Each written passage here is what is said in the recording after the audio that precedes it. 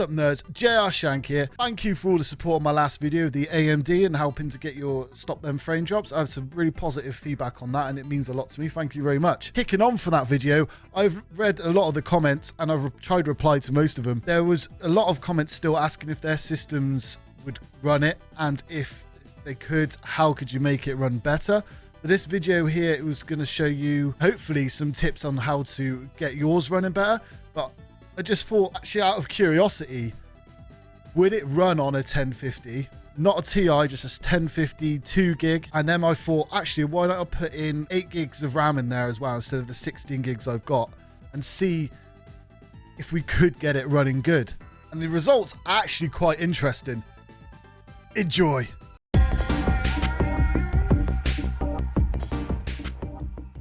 Starting with optimization, first thing you should do is make sure you've updated all your drivers for your graphics card. You can do this by going down to here and go to GeForce Experience. Here you go to drivers and you download the latest drivers. Once that is done, you want to go to the NVIDIA control panel. From here, you want to go adjust image settings, hit down here and go use my preferred optimization and just do it to performance. Then to manage 3D settings. And from here, you want to find power management mode. You want to put this on to prefer max performance. Keep going down and you'll see texture filtering. Change this to high performance as well. So for the in-game settings, we're trying to hit 60 FPS at 1080p. So for this, I just reduced everything down. I put a limiter on there so it can only go up to 60. I've disabled everything I possibly can, lowered all the shadows, turned off depth of field, anti-aliasing, all off. Now I've given the 1050 the best chance it possibly can of hitting 60 FPS. We're going to start jumping into some games. The first off game wasn't great. It was about 40 to 60 FPS, but it kept juddering and it was very unplayable.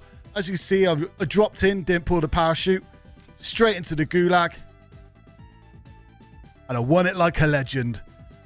After that legendary play, I dropped back in, I got in the vehicle to see what it was like driving about. It was juddery and it wasn't very good, to be perfectly honest with you. I looted a bit, I shot at some random stuff, nothing was there, but it was juddery shooting. I drove a bit more, shot at a helicopter, ran away from the helicopter, and then eventually died. It wasn't very good with a 1050 and an 8 gig of memory. It's stuttery even when you're on your own. When you get in a battle with someone else, it is completely unplayable. So I thought, why not have I chuck my 16 gig in with a 1050 and see how that played? This played surprisingly well. It was like hitting 60 FPS and it was smooth, it was fluent. It goes to show that Warzone uses a lot of RAM.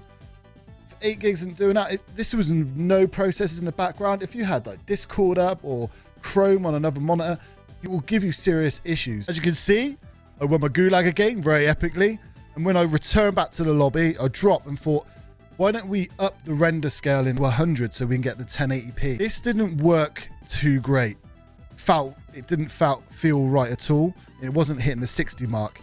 Remember, this is still on the 1050, so we dropped back down to 80 and it ran perfect.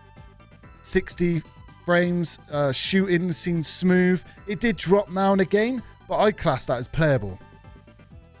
Now, for the last test, just out of curiosity, I thought I'd put the 2080 Ti back in there and then put the 8 gigs of RAM in there as well to see how bad the RAM actually does hit performance, or if it was just a mixture of the 1050 with the RAM made it bad. These results are super interesting. It was very juddery still. It didn't feel right. I originally locked my FPS to 60 and had the settings exactly the same as they were with the 1050 in. And it was just really bad, actually. I didn't expect this at all to happen. So what I did on my actual drop was up all my settings again back to how I would have them normally playing on the gaming rig.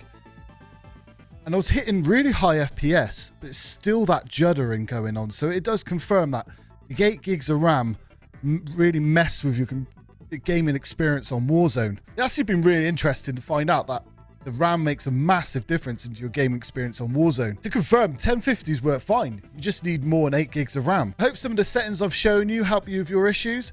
If they do, let me know in the comments below. If you liked the video, give it a thumbs up. If you didn't like the video, give it a thumbs down. But tell me why as well in the comments below. Don't be a loser. Just tell me why. If you ever get bored, I stream every Monday, Wednesday, and Friday on Twitch. Shank II, link will be down in the description. Appreciate you all popping by. I hope you've learned something, and I'll see you on the next one.